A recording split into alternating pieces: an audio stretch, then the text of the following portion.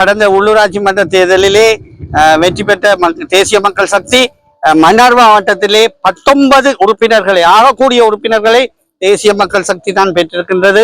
அதற்கு மக்களுடைய ஆணை வன்னி முழுவதும் பாரியளவான ஆணை இருக்கின்றன. இருந்த போதும் பெரும்பான்மை, அதாவது ஆட்சி அமைக்கக்கூடிய பெரும்பான்மை இல்லாத காரணத்தினால் நாங்கள் சில கட்சிகளினுடைய ஆதரவோடு நாங்கள் அதை அமைத்திருக்கின்றோம். அந்த வகையிலே நானாட்டான் பிரதேச சபையையும் அதே போல முசலி பிரதேச சபையையும் நாங்கள் கைப்பற்றி இருக்கின்றோம்.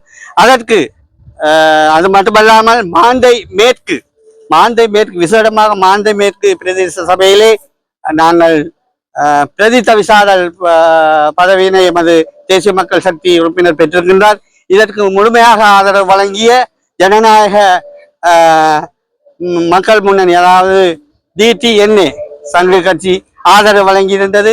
அது மன்னார் மாவட்ட பொறுப்பாளர் தோழர் அடைக்கலநாதன் அவர்களுக்கும் நம்முடைய மனமார்ந்த நன்றியை தெரிவித்துக் கொள்வதோடு அத்தோடு இந்த வெற்றிக்கு எங்களுக்கு ஒத்துழைப்பு வழங்கிய மன்னார் மாவட்டத்திலே போட்டியிட்ட ஏனைய கட்சிகளுக்கும் நமது மனமார்ந்த நன்றியை தெரிவித்துக் கொள்கின்றோம். அதே போல அவர்கள் ஆட்சி அமைப்பதற்கும் நாங்கள் பகிரங்கமான ஆதரவை வழங்கியிருக்கின்றோம். எம்மை பொறுத்தவரையிலே எங்களுக்கு வேறுபாடு கிடையாது. நாங்கள் உள்ளூராட்சி மன்ற தேர்தல் முடிவிட்ட உடனே நாங்கள் பகிரங்கமாக அனைவரிடம் அழைப்பு விடுத்திருந்தோம்.